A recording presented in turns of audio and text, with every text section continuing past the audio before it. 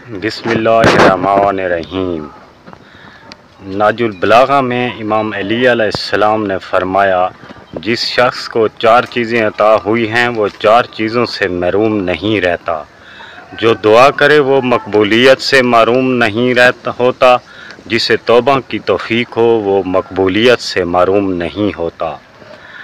जिसे इस्तिग़फ़ार नसीब हो वो मग़फ़िरत से महरूम नहीं होता। और जो शुक्र करे वो इजाफ़ा से महरूम नहीं होता।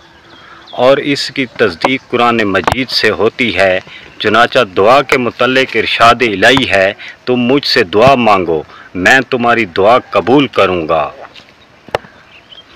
और इस्तिग़फ़ार के मुतल्लिक़ इरशाद फरमाया, जो शख्स कोई बुरा अमल करे या अपने नफ्स पर जुल्म करे फिर अल्लाह से मग़फ़िरत की दुआ मांगे तो वो अल्लाह तो बड़ा बख्शने वाला और रहम करने वाला पाएगा। और शुक्र के बारे में फरमाया, अगर तुम शुक्र करोगे तो मैं तुम पर नेमत के में इजाफ़ा करूँगा।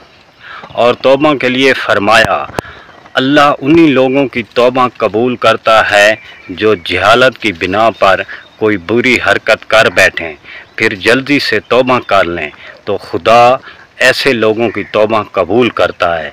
और खुदा जानने वाला और हिकमत वाला है।